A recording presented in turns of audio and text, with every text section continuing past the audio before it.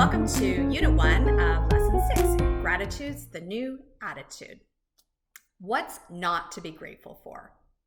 It's been demonstrated time and time again that altruistic people live happier lives. In a study referred to in Inc. magazine, it was an article entitled Gratitude Physically Changes Your Brain. 10 researchers found that practicing gratitude seems to kick off a healthful, self-perpetual cycle in your brain. And it really increases the willpower and helps keep you calm. So the study was performed at the Indiana University, and it was led by Prathik Keeney. And he recruited 43 subjects, and they were all suffering from some form of anxiety or depression.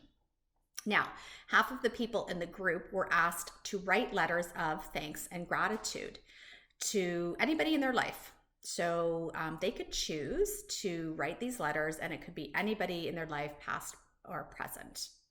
And all 43 underwent brain scans. 3 months later, those that practiced gratitude, so writing those letters of gratitude, showed a significant pattern of activity in their brain. And it was described actually as a profound effect and long-lasting neural effects. So basically what the results suggest is that by identifying ways to incorporate more gratitude into your life, so the more thankful we are now, it makes it easier to count your blessings later. And as a result, the more good you see in your life, the happier and more successful you're likely to be. So this is scientifically demonstrated through the neural connections in the brain. I once saw Neil Parisha. He's the author of The Book of Awesome and The Happiness Equation. And he delivered a keynote speech at an awards ceremony where I was a number of leaders being honored. And at the time, his blog was 1,000 Awesome Things, was all the rage. Everybody was talking about this blog that just took off. And he shared with the audience that he started writing this blog as a form of really personal therapy for himself. He had recently separated from his wife, and he had just lost his best friend to suicide. So really to keep himself in check and keep himself sane, he decided to post one thing a day that to him was awesome. And most of these things were really trivial things that we tend to take for granted every day, such as, hitting a bunch of green lights in a row on your way to work, or when you suddenly remember it's a long weekend, or the smell of when you pass a bakery, trivial things, but nonetheless quite awesome when you think about it. And he did a little exercise with the 1,000+ people in this auditorium and asked us to write one thing, so just one thing that we thought was awesome, and to share it with our neighbor, with the person next to us. So imagine like the energy in the room as everyone reflected on and shared something that made them feel good. The cold side of a pillow, the feel of your pet's fur under your hand, just such energy. And I remember leaving there that evening thinking, wow, like such a simple yet powerful practice. When we really take the time to think about all the wonderful things in life that make us smile, we can really truly start to appreciate the beauty in our world. So the happier you are, the more you recognize and appreciate the value of life. And not only that, the preciousness of time. And the more you begin to consciously make more of an effort to spend doing these things that you enjoy, this is where the extraordinary comes into play. And it's a vicious cycle that you definitely want to be on. There's so many things in life to be grateful for, but sometimes it can be hard to articulate every single day. So one of the things that's helped me is make a gratitude list. Sometimes I like to go back to it to remind myself of the things Maybe if I'm feeling a little down, I like to go back to this list and kind of remind myself of all of the things that I'm grateful for. And this is just kind of high level. So I'll share it with you now. And this is a quirky little thing that I do, obviously, is, I like to write poetry. So my list rhymes. It's a bit of a poem, but not to say that yours would have to do that. So for me, my gratitude list goes something like this: to be born in a country of freedom and rights, big fuzzy blankets on cold winter nights, Pinot Noir and a warm bubble bath, and the power to choose my life's own path. The support of my friends when I need them the most, my passport that takes me coast to coast, the freedom to run in wide open spaces, and seeing a double rainbow in small obscure places. Blood moon eclipse in the night sky, my willingness to give almost anything a try. Curling up in the corner, my own little nook, cup of tea, my glasses, and an inspiring book. Autumn colors, cool nights, everything fall, and golfing around without losing a ball. The entrepreneurial nature that's grown within, and the good sense to recognize and celebrate wins. The failures I've experienced, for which I'm now stronger, the foresight to see beyond a closed door. Sunday morning rain and coffee in bed, hot yoga and shavasana, time to clear my head. The love and happiness my children bring. Bad karaoke nights, my only chance to sing. Laughing so hard my cheeks and sides hurt, and spending the day in my Lulu's and big comfy shirt. Freeing myself from things that no longer serve me, and spending time with my family, enjoying Thanksgiving turkey. So those are some of the things, like I said, when I think about what am I grateful for, and I often refer back to that list. Not to say every day. I also think about, I'm grateful that I spend time on my yoga mat in the morning. I'm grateful that I do a job I love. I'm grateful for my dog who brings me joy. So every single day I try and think of different things that I'm grateful for, and make sure that I acknowledge those things every single day. In John Maxwell's book, Intentional Living, he says, it's not what we get that makes us valuable in life. It's what we become in the process that brings value to our lives. So practicing gratitude can bring great value to our lives, while at the same time enrich the lives of others. So it really is a win-win. The more gratitude that we have in our lives, the less room we have for fear. Let's face it, 2020 was an unprecedented year. We experienced job loss of businesses, and illness affecting family members and friends. Some have had to manage work from home while becoming a teacher to help their children learn from home, and others have risked their lives every single day as frontline workers to keep us safe. Our fear-based behaviors have created pressures on relationships, on our emotional well-being, leading to 3 times more depression based on a recent Boston University study. But it's not all doom and gloom. So despite so much uncertainty, there's been a lot of good that's come during this time as well. The world has never been more beautiful. The earth never is healthy. The air so crisp and clean. The beaches never cleaner or purer. And the water so bright and clear. And so many people have used this time to really slow down and appreciate the little things in life.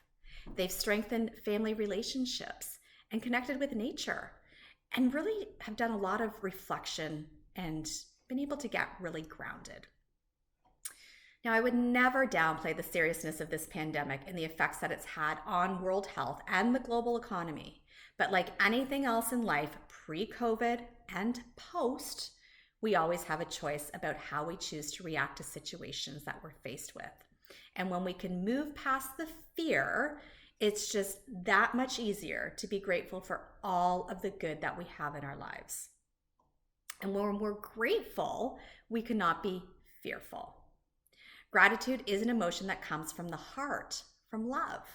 And as we discussed earlier, we have 2 primal fears that drive up, 2 primal emotions that drive all others, fear and love. And the 2 cannot coexist. So when we live from a place of gratitude and love, we're not feeding fear. And eventually, like any living organism, when we stop feeding it, it will cease to exist. So if you haven't already folded gratitude into your lives, then what are you waiting for? There is no time like the present. So to get this gratitude train rolling, I'd love to share 3 things with you that I've been especially grateful for during this past COVID year. So the first thing is family and friends who fill my heart. 2020 marked my 50th year of life on this fine earth. And like everyone else who reached milestones this past year, plans of grandeur celebration were quickly put to rest.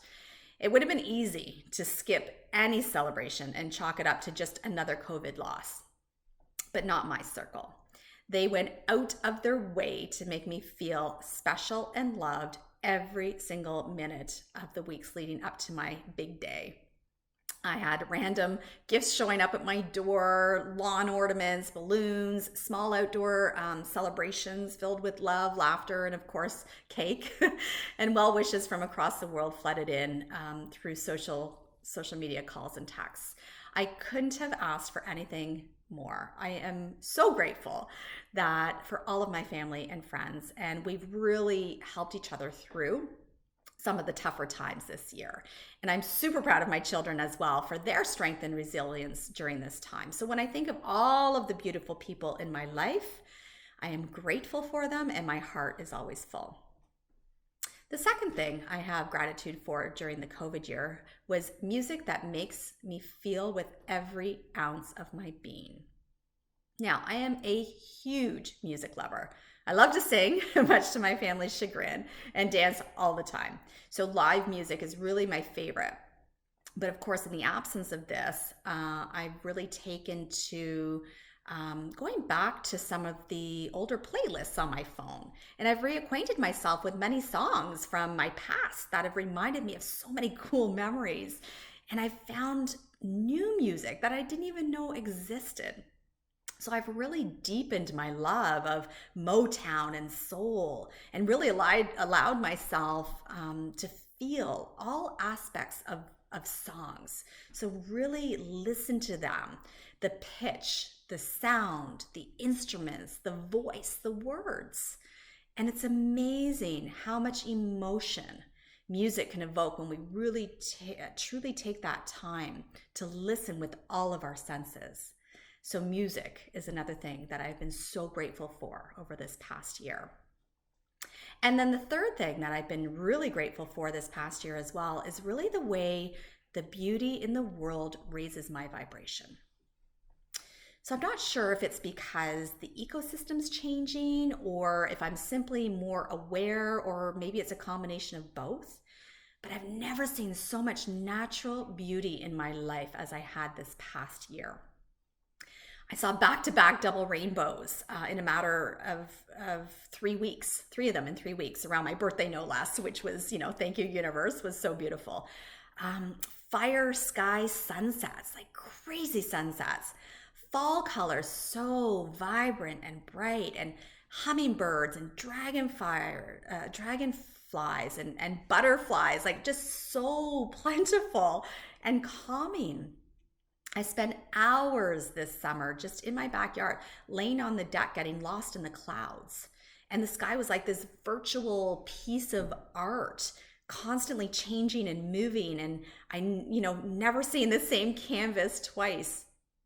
I really allowed myself to be enveloped by the forest for the first time and listening to the sounds in the woods and feeling the bark on the trees and smelling the scent of the moss and watching the sunlight like peek through the trees or, boldly over top of the trees above. The vibrational energy just running through every single ounce of my body while feeling grounded and safe.